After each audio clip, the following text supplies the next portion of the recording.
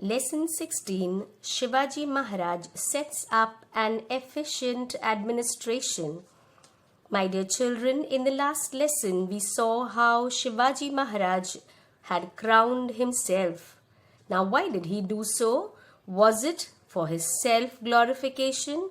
No, he wanted everyone to know that Swaraj was firmly established.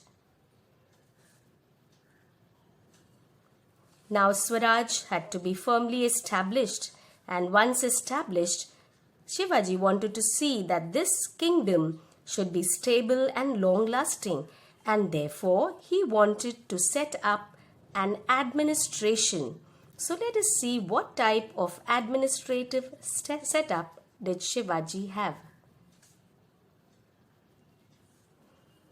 Now Shivaji was walking through the wilderness before he could establish Swaraj, and we know that Shivaji knew all the places around, and before he could establish Swaraj, before he became the king, before he crowned himself, he wanted to know that the people were happy, and so he took all possible measures to do things which would make the people happy, and therefore he established Hindavi Swaraj. Now, after he established Hindavi Swaraj, people were happy, the temples were safe, the places of worship of other religions were also safe and secure. Now, the only thing which bothered Shivaji Maharaj was that he was surrounded by enemies on all sides, and he was in constant danger of attack from these enemies. Now, Shivaji Maharaj was anxious to see that his Swaraj survives against all these dangers, because any time any of the enemy could attack, Swaraj could be in danger. And so he thought of setting up an administration, a very good administration. Therefore, he set up and provided an excellent administrative machinery to his Swaraj. Now, to see that the Swaraj is stable, he saw to it that the smooth working of the administration is done. For this, what did he do? He divided his administration into 8 departments. Now, what are the 8 departments? Now, there were different departments where different people, that is ministers, were kept in charge. And this was his famous council of 8 ministers. 8 departments with heads called 8 council of ministers. Now, all these 8 ministers, except the ministers who were in charge of justice and religious matters, were to take part in the army. That is, they have to face the battle and they have to fight in the battle. Except whom? The people, that is the ministers, who were in charge of justice and religious matters. Now Shivaji was a very diplomatic man. He was very shrewd judge of men. That means he could understand when he sees a person what type of person he is. Just like a jeweler who selects carefully each and every pearl in a necklace, Shivaji too was very careful when he selected his ministers. And he did not give them jagirs as it was the practice of the Mughals, but he was very different. Neither did he give them any land. But what did he do? He paid them good salaries, a handsome salary.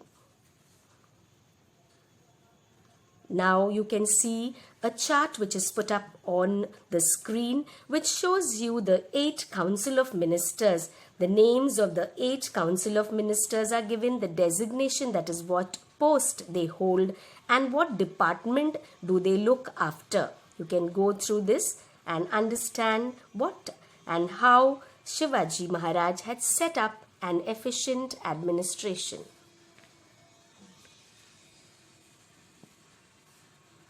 Defense. Now Shivaji Maharaj had divided his army into two main divisions. Now what are they? The infantry and the cavalry. We all know that infantry is nothing but a group of soldiers who fight war on foot, and cavalry is a group of soldiers who fight on horsebacks. Now he also established a naval wing. Now the naval wing was very important in those days. I will tell you in the latter part of the lesson why.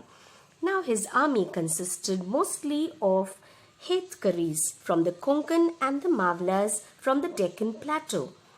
These cavalry had two main classes of troopers. Now the cavalry had two main troops, that is, the one troop was called as Bargirs and the other was called as Sheledars.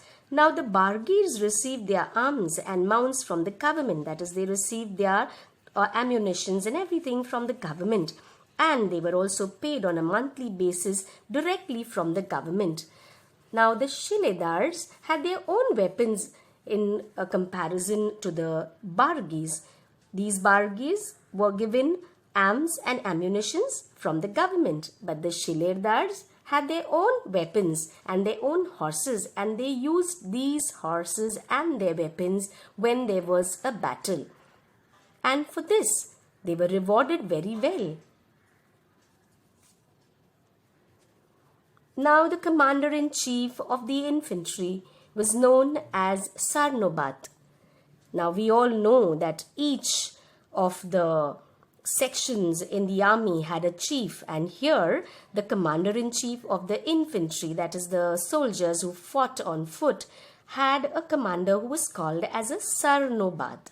Now Havaldars, Jumledars, Hazari and Panch Hazari are the different officers in different ranks in the infantry. Now we also know that Shivaji Maharaj had excellent command over his army, and therefore there was discipline in his army. The soldiers in the army were very, very disciplined. They were told not to treat women with disrespect. And so everyone knew that Shivaji's army would always respect women. And the soldiers were under strict control. They were not allowed to drink liquor. They were not allowed to harass the subjects or loot the subjects. And because they were paid regularly, all the soldiers were well behaved and disciplined. The Maratha Navy. The Sultan of Bijapur and the Mughals were Shivaji's enemies on land. Now we all know this. Right from the beginning, Shivaji was facing these enemies, and these were the enemies who fought Shivaji on the land. And Shivaji was very clever and smart, and he brought down these enemies to their knees. That means they were defeated. Now the Siddhis and the Portuguese and the English were the enemies on the sea. Now with foresight, Shivaji was a very, very, very brave and very clever man who had a good foresight, and therefore Shivaji Maharaj built up a navy to meet their threat, because now these Siddhis and Portuguese and the English are going to fight Shivaji from the sea, and so Shivaji Maharaj built a navy. Now we all know that at that time there was no navy formed in the medieval period, and this was the first of its kind, and therefore Shivaji Maharaj was rightly regarded as the father of Indian Navy. Now he also built warships. He built strong forts like Sindhudurg and Vijayadurg. These were built along the sea coast. Now his navy was so good that it fought the enemies from the sea on many occasions, many times, and they were very victorious also. They did their job to such a great excellence that the people feared them, they were scared of them, and they respected the Maratha power. Now you can see the picture on the screen. It is the picture of a fort called Sindhudurg, and you can see the water part. It shows that it was there, strong, standing enough to face the enemies come through this route. Forts.